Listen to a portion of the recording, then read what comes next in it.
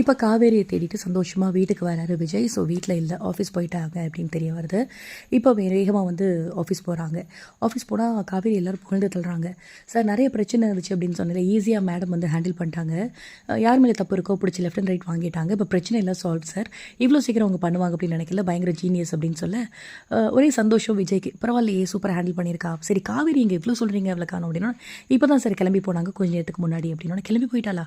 வீட்லேயும் இல்லை, அங்கேருந்தா வரும். இப்போ வந்து ஆஃபீஸ்லேயே இல்லை, கிளம்பி போயிட்டா. அப்போ காவேரி எங்கே போயிருப்பா அப்படின்னு யோசிச்சுட்டே இருக்காரு. அதுக்கெல்லாம் ஹாஸ்பிட்டல்லேருந்து கால் வருது. சார் இந்த மாதிரி வெண்ணிலா முழிச்சிட்டாங்க, உங்களை தான் கேட்டுகிட்டே இருக்காங்க, எங்களால் ஹேண்டில் பண்ண முடியல, நீங்கள் உடனே கிளம்பி வாங்க அப்படின்னா. இல்லை என்னால் வர முடியாது, ப்ளீஸ் அங்கே கொஞ்சம் மேனேஜ் பண்ணிக்கோங்க, எனக்கு வேறு வேலை இருக்குது அப்படின்னு. உடனே இல்லை சார், அடுத்து இந்த மாதிரி ட்ரீட்மெண்ட் கொடுக்கணும், என்ன இதுன்னு உங்களை பற்றி பேசணும், டாக்டர் வந்து உங்களை கூப்பிடுறாங்க அப்படின்னு சொல்லிட்டு.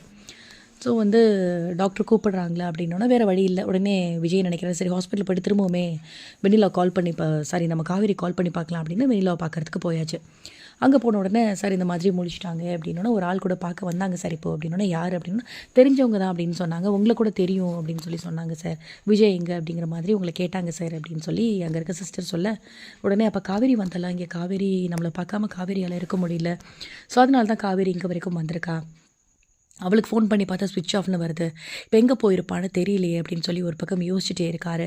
ஸோ ஆல்ரெடி பார்த்திங்க அப்படின்னா சிஸ்டர்ஸ்லாம் வந்து சொல்லுவாங்க, இந்த மாதிரி இந்த பொண்ணோட ஹஸ்பண்ட் தான் அப்படிங்கிற மாதிரி விஜயை காவேரி கிட்ட சொல்ல, ஆல்ரெடி அதில் காவேரி ரொம்பவே அப்செட் ஆகிடுறாங்க. நைட்டு ஃபுல்லாக ஹஸ்பண்ட் மாதிரி அப்படி பார்த்துக்கிட்டாரு, இப்போ ஹஸ்பண்ட் இல்லையா அப்படின்னு 2 பேர் வந்து நர்ஸ் எல்லாம் பேசிக்கிட்டாங்க. ஓ நைட்டு ஃபுல்லாக நீ அப்படி பார்த்துட்ருக்கியா, அதனால தான் ஒரு ஃபோன் கூட என்னை பண்ணலையா, எனக்கு ஃபோன் வரும் அப்படின்னு ஃபோன் எல்லாம் பார்த்துட்டே இருந்தேனே அப்படின்னு சொல்லி காவேரி மனசில் நினைக்கிறாங்க. ஸோ அதெல்லாம் வந்து அவங்களுக்கு ஒரே அப்செட். ஸோ இப்போ காவேரி எங்கே போயிருப்பாங்க அப்படிங்கிறது நம்மளால கெஸ் பண்ண முடியல. ஸோ விஜய் காவேரியை பார்த்தோன்னே என்ன பேசுவார், என்ன நடக்க போகுது அப்படிங்கிறதெல்லாம் வெயிட் பண்ணி பார்க்கலாம்.